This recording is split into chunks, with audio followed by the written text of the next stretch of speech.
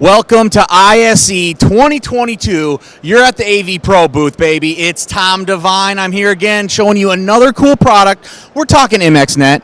So AV over IP, everybody has it. You know, what makes AVPro so special? Well, let me tell you something, okay? We have our own network switch. So this network switch really changes up the entire AV over IP system. How an AV over IP system works is you encode a video signal on one end and you decode a signal at the TV. In between, we have a network switch, and what we can do with this network switch is fill it full of cables, and we are able to change and switch content through all the TVs in your setup with just a click of the button. Now, you can use any control system, but what we did to make this really special is we baked in the MXNet Mentor system. This allows for full, complete system setup, configuration, and matrixing.